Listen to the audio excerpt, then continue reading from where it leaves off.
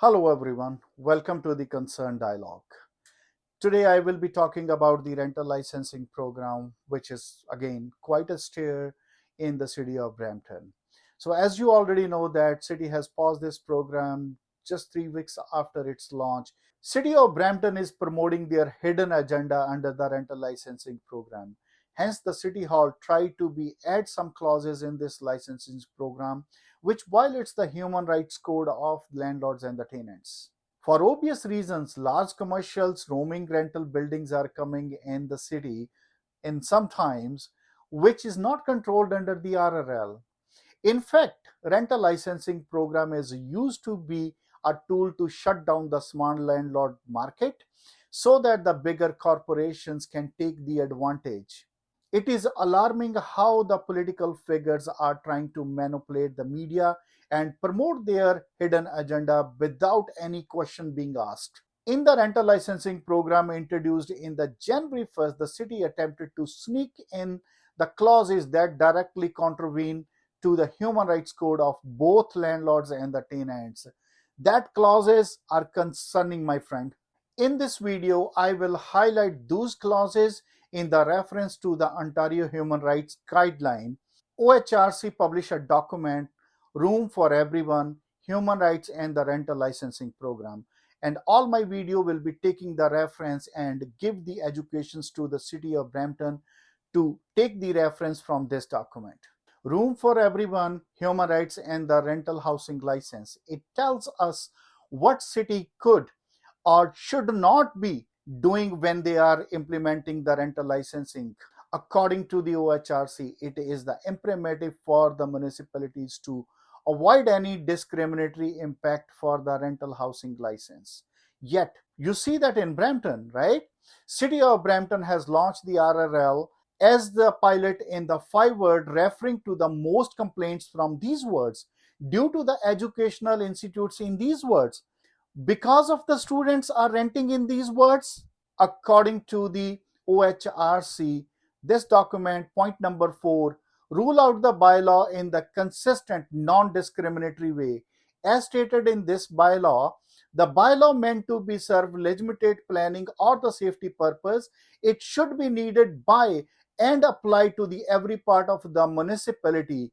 The bylaw that is applied first or only to the particular area of the municipality is more likely to the arbitrary and could be seen to a targeting to the people within the particular area.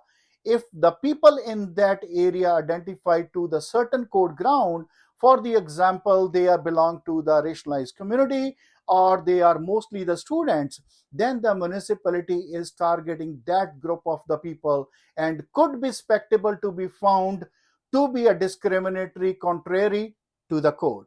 Interesting, right?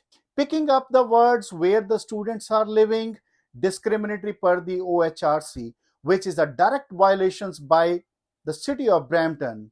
This is very concerning, my friend. And then there's the another rule about the how many people can live into the rented homes. Brampton wants to limit just the 4 unrelated people into the renting home. It violates the 2 guidelines of this document.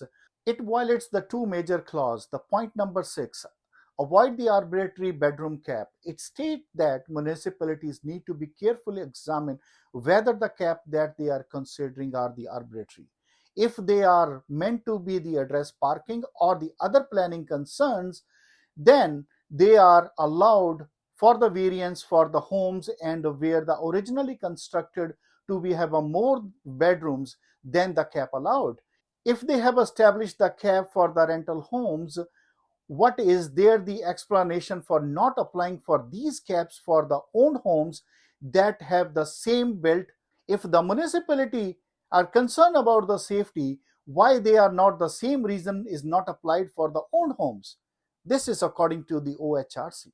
Now there is an interesting scenario. We asked the mayor that in case if somebody rented out their home for the 4 people and after a few weeks without the landlord consent, the tenant started sharing the room with more people than on the lease, what the city will action? The answer was they will shut down the business. How silly that answer was. In reference to the same document, point number 11, protect a tenant in the cause of rental shutdown. On the OHRC guideline, it states that sometimes the licensing bylaws will justify the cause of the rental to be shut down. For example, certain safety standards not met. Municipalities should consider the impact on the tenant of any decisions to be shut down the rental housing and work to be make sure that the tenant are not to be displaced without the resource or the assistance. Tenant should also be informed the health and the safety issues when they are the first raised rather than the simply facing the evictions on the short notice. Per the OHRC conclusions, the bylaw that limit the housing availability for the code protected groups may also be a breaching for the planning principles. I know there is another clause which is without notice random inspection clause is added. We are going to be creating the full video on that specific topics. Folks, we cannot sit back. Let this happen. We need to be speak up and make sure that our voices are heard. We need to be fairness and the transparency from the city leaders. Do not forget to subscribe our channels for the similar video on this topic. Stay connected, stay safe.